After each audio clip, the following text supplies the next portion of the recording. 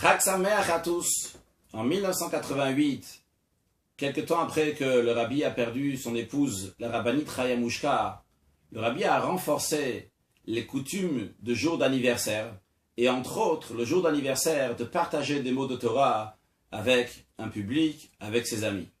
C'est la raison pour laquelle, qu'aujourd'hui, à l'occasion de mes 40 ans, le 20e jour du mois de Tishri 5778, j'aimerais partager avec vous des mots de Torah qui sont liés avec 40 ans, comme on le retrouve dans la Torah, et particulièrement le lien avec la venue du Mashiach. Et puisqu'il est écrit dans le Talmud Yerushalmi que le jour d'anniversaire, le mazal de la personne est encore plus fort, donc sûrement, si on va donner des bénédictions, ça va aider. Donc j'en profite, toujours une bonne occasion pour bénir tout le monde, qu'on a une excellente année, une excellente vie, avec une excellente santé pour tout le monde, avec bonne prospérité, des enfants, des petits-enfants qui vont dans le droit chemin, ceux qui ont besoin de trouver leur mazal, qui ont besoin de se marier, avec l'aide de Dieu, que ça se passe cette année, ceux qui ont besoin de marier leurs enfants, que ça se passe cette année, et qu'on a toujours de la joie et des bonnes circonstances pour se réjouir. Nos sages disent dans le maxime de nos pères que Ben Arbaim Shana Lebina, lorsqu'on a 40 ans, on a la compréhension. Qu'est-ce que ça veut dire avoir la compréhension à 40 ans? C'est qu'à partir de 40 ans, on peut comprendre la profondeur des choses. De même, nos sages disent qu'à partir, au bout de 40 ans, la personne peut comprendre les paroles de son maître. C'est-à-dire qu'après qu'il a entendu les paroles de son maître, ça dure 40 ans jusqu'à qu'il puisse bien les comprendre. D'où on apprend cela? Moshe Rabbeinu Moïse, lorsqu'il parle à la génération du désert, qui était pendant 40 ans dans le désert, à la fin, avant que Moïse va mourir, il dit Velo natan Hashem lachem lev ladat ve'enaim lirot ve'oznaim lishmoa ad hayom hazeh. Dieu ne vous a pas donné un cœur pour savoir, des yeux pour voir, des oreilles pour entendre, jusqu'à ce jour-là. Qu'est-ce que ça veut dire? Les Juifs n'ont pas vu, n'ont pas entendu, n'avaient pas de cœur, n'avaient pas de savoir. Ils avaient tout ça.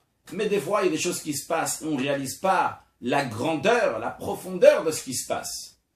Et Moshe Rabbeinu dit, pendant ces 40 ans, vous ne l'avez pas eu. Aujourd'hui, maintenant, au bout des 40 ans, comme le commentaire de Rachidi, maintenant vous avez la force, les hakir chasde abore. Maintenant vous avez la force de pouvoir comprendre la bonté, ce que Dieu vous avait fait. Des fois, on vit quelque chose, on ne réalise pas la grandeur de ça. Et justement, au bout de 40 ans, on a la possibilité de comprendre la profondeur de ces choses-là. Dans la Torah, on mentionne plusieurs fois les 40 ans dans le désert. Mais aussi, dans le psaume 95, le roi David dit « Arbaim shana akud bedor ». Dans le sens simple, le roi David dit, au nom de Dieu, que pendant 40 ans, je me suis bagarré avec cette génération, en faisant référence aux Juifs qui étaient dans le désert pendant 40 ans, qu'avec Dieu, ça ne s'est pas toujours bien passé. Mais Rabbi Eliezer, dans le Talmud, dans le traité Sanhedrin, il apprend de ce verset que Yemot HaMashiach Arbaim Shana, que l'époque messianique, ça va durer pendant 40 ans. Et comme le commentaire de Rashi explique sur place, que bien que Akot, ça vient du langage de Ktata, de bagarre dans le sens littéral, et donc ça fait référence aux 40 ans dans le désert dans lequel Dieu s'est mal entendu avec la génération du désert, mais le fait qu'il y ait écrit Akut, qui veut dire aussi au futur, Akut Bedor, qu'il y aura cette génération de 40 ans dans le futur, alors on peut traduire aussi Akut par prendre, que Dieu dit je vais prendre cette génération, parce que c'est une génération particulière dans laquelle il y aura beaucoup de changements. Eh bien, cette génération est particulière et dure pendant 40 ans. Donc, d'après le commentaire de Rashi, le sens simple du verset, c'est la génération du désert, donc c'est négatif, mais on peut aussi le traduire pour la génération de Mashiach qui va durer pendant 40 ans. Et d'après le Maharsha, c'est encore plus. Lui, il dit, vu que juste avant, il y a écrit Hayom ibekolot ishma'u, un verset qui fait référence à la venue du Mashiach, il dit, bien, c'est évident que la suite qui dit Arbaim Shana Akud Bedor, 40 ans, je vais être avec cette génération, ça parle en effet de l'époque messianique, il n'y a rien de négatif, il n'y a que du positif dans ce verset. D'après ça, Rabbi Eliezer nous dit donc que l'époque messianique dure 40 ans. Alors ça dure que 40 ans, après, il n'y a plus rien. Alors le Ran Rabbeinu Nissim nous dit, t'inquiète pas, Rabbi Eliezer ne veut pas enlever l'honneur du peuple juif, bien au contraire. Il veut juste dire que l'époque messianique, ça dure 40 ans. Et après, il y a la résurrection des morts, qui est donc une étape qui est encore plus haute, puisque Yemot HaMashiach, l'époque messianique, c'est une étape pour passer après à la résurrection des morts. Et d'ailleurs, comme le Rabbi explique, qu'il ne s'agit pas qu'au bout de 40 ans, il y aura la résurrection des morts, mais déjà pendant l'époque messianique, va commencer la résurrection des morts, étape par étape, jusqu'au bout de 40 ans, la résurrection des morts sera finie. Donc ça, c'est en ce qui concerne les 40 ans, comme on le retrouve aussi bien dans la vie de tous les jours, qu'on est capable, Dieu nous donne les capacités de comprendre quelque chose de manière plus profonde, et aussi les 40 ans de l'époque messianique. Est-ce qu'il y a un rapport entre les deux? Oui, il y a un rapport. Pourquoi? Parce que lorsque nos sages nous disent que ça, on a besoin de 40 ans pour comprendre la profondeur de ce que notre maître veut nous dire, ça ne fait pas seulement référence à un maître de chair et de sang, mais ça fait aussi référence à notre maître, Dieu qui est notre maître. Lorsque Mashiach va venir, on va apprendre la divinité, on va comprendre plus de divinité. Et cette époque messianique de 40 ans va nous donner la force de pouvoir comprendre la divinité dans le niveau le plus profond. Donc ça, c'est en ce qui concerne donc, le chiffre de 40 ans, comme on le retrouve dans la vie de tous les jours, et l'époque messianique. Comme vous le savez, dans l'alphabet hébraïque, chaque lettre a une valeur numérique. Par exemple, le Aleph, c'est 1. Le Bet, c'est 2. Le Gimel, c'est 3. Imaginez simplement qu'en français, le A, ça serait 1, le B, ça serait 2, le C, ça serait 3, etc. En ce qui concerne donc, le chiffre 40, la lettre même, ça correspond au chiffre 40. Le même, c'est une seule lettre, mais qui se partage en deux. La lettre même, lorsqu'elle est au milieu d'un mot, elle est comme on la voit ici. Ce qu'on appelle un même ouvert, puisqu'il y a une ouverture. Lorsque la lettre même est la fin d'un mot, c'est un même fermé. Je n'ai pas fait d'erreur. Ici, c'est deux exceptions, mais de manière générale, le même qui est ouvert, c'est au milieu du mot. Le même qui est fermé, c'est à la fin du mot. Sauf que dans la Bible, on retrouve deux expressions. La première, dans le prophète, dans Néhémie, on retrouve que lorsqu'il est venu pour reconstruire la ville de Jérusalem après la destruction du premier temple, 70 ans plus tard, ils sont venus, il y a écrit qu'il a rangé la muraille de Jérusalem, de Yerushalayim, Asher Hem Putzim. Il y a le mot Hem, donc Hem, ça devrait être un même final, ce qu'on appelle qui est à la fin de la lettre, donc qui est fermé. Le même, il est ouvert. Deuxième exception, lorsque le prophète Ishaïa parle du roi Mashiach, il dit le Marbe Hamisra. Celui qui va voir Marbe, c'est le langage de Harbe en hébreu qui veut dire beaucoup, de Misra. On va traduire par soumission à Dieu, par grandeur de Dieu qui va mettre sur lui, que Mashiach va être totalement soumis à Dieu, et par cela donc il va avoir une grande réussite. La Shalom Enket, c'est qu'il y aura une paix infinie lorsque Mashiach va venir. Le mot le Marbe, donc il y a un même qui est au milieu du mot, et la lettre même, à la place qu'elle soit un même qui est ouvert, le même, il est fermé. Quelle est la signification? C'est expliqué que lorsqu'il s'agit des murailles de Yerushalayim qui sont ouvertes, normalement les murailles devraient être fermées, il ne doit pas avoir de fente, pas d'ouverture. Pourquoi ces murailles sont ouvertes? Parce que c'est l'exil. En exil, en effet, la ville de Jérusalem n'est pas fermée. Il peut y avoir des ennemis qui rentrent. C'est la raison pour laquelle que le même, il est ouvert.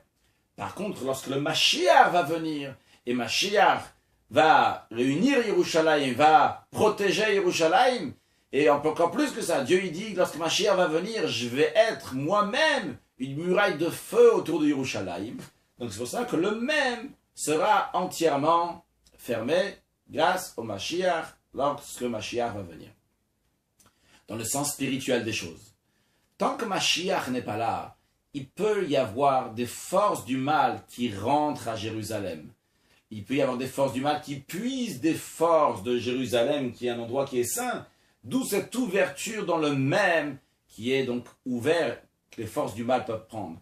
Par contre, lorsque Mashiach va venir, le même sera entièrement fermé, parce qu'il n'y aura que du bien dans Jérusalem. Et pas seulement ça, cette force et ce bien qu'il y aura dans Jérusalem va aller dans le monde entier. Il n'y aura plus de place, de fente, de fissure pour que le mal rentre ou sort lorsque Mashiach va venir. Ça s'exprime aussi dans la Torah. Le Talmud nous dit que le même qui est ouvert, c'est Ma'amar Patouar, une parole qui est ouverte, que tout le monde peut étudier. Il s'agit donc de la partie dévoilée de la Torah. Le même qui est fermé, le Talmud nous dit, c'est Ma'amar Satum. C'est un même qui est fermé, qui fait référence à des choses qui sont cachées, que pas tout le monde peut avoir accès. De nos jours, ce même-là, il est ouvert. Ce même-là, donc les sujets cachés, ils sont fermés. Mais ou pas mais, c'est aussi lié le même. Le Zohar nous dit que le même qui est ouvert, c'est lié avec la mort. Parce que, si on peut rajouter le vav et le tav, ça fait mavet, qui est la mort. Par contre, ce même-là, pas seulement qui n'est pas lié avec la mort, mais il renferme de tous les côtés que le mal ne peut pas venir et donc il n'y a pas de mort, ce qui va y avoir lorsque Mashiach va venir. Quel rapport avec la partie dévoilée de la Torah et la partie cachée de la Torah? Il est écrit que si quelqu'un n'étudie pas la Torah comme il faut, ça peut devenir un sama mavet, un poison, quelque chose qui va le faire mourir à la personne, Dieu en préserve. Parce que si quelqu'un étudie la Torah pour son orgueil, pour des intérêts qui sont très personnels, et surtout quand il fait ça pour faire du mal à quelqu'un d'autre, ça peut être mauvais. Donc ça fait référence à la partie qui est dévoilée de la Torah. Par contre, dans la partie cachée de la Torah, qui nous parle de la divinité, dans cela, c'est Etz HaChaim, c'est l'arbre de la vie. Il n'y a que de la vie, donc ça rejoint encore une fois les deux mêmes. Et justement, le rôle du Mashiach, c'est de prendre ce même qui est ouvert et de le fermer. C'est une des raisons pour lesquelles un des noms du Mashiach, c'est Menachem. Même de Menachem, c'est un même qui est ouvert. Et Menachem, à la fin, le dernier même, c'est un même qui est fermé.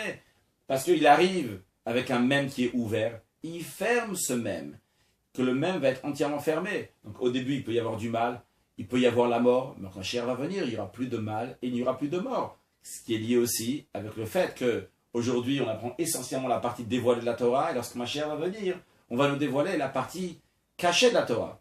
Alors qu'est-ce que cela veut dire pour nous dans la vie de tous les jours? Quand quelqu'un il se comporte avec un même qui est ouvert, c'est-à-dire il ne se structure pas, il ne se ferme pas, il fait ce qu'il a envie, eh bien à ce moment-là, c'est une situation d'exil et ça amène l'exil. Par contre, lorsque quelqu'un se structure, se ferme, se met des barrières, eh bien à ce moment-là, il est bien fermé son même, et c'est ça qui amène la délivrance. Et particulièrement, basé sur le Talmud nous dit, c'est un ma'amar patouar, un ma'amar satum, un ma'amar qui veut dire une parole qui est ouverte, ou bien une parole qui est fermée. Cela fait référence aussi à la parole. Lorsque quelqu'un a une parole qui est ouverte, il ouvre sa bouche constamment, évidemment, pas pour des paroles de Torah, mais pour dire des bêtises, eh bien à ce moment-là, ça amène l'exil. Par contre, lorsque quelqu'un, il a le même qui est fermé, car sa bouche, il l'utilise uniquement pour dire des bonnes choses, alors à ce moment-là, ça, ce qui amène la venue de Mashiach. Donc, premièrement, il faut se renforcer dans l'étude de la partie cachée de la Torah, qui est liée avec la vie, avec l'éternité, avec un avant-goût de ce qu'il va y avoir lorsque Mashiach va venir. Et deuxièmement, se renforcer dans dire que du bien de ses amis, de son entourage, qu'à ce moment-là, par cela, en disant du bien, rajouté dans Avat Israël, on aura la venue de Mashiach très prochainement, Chag Sameach, et un bon Simchat Torah. Tout le monde, n'oubliez pas d'aller danser dans votre synagogue le soir et la journée de Simchat Torah.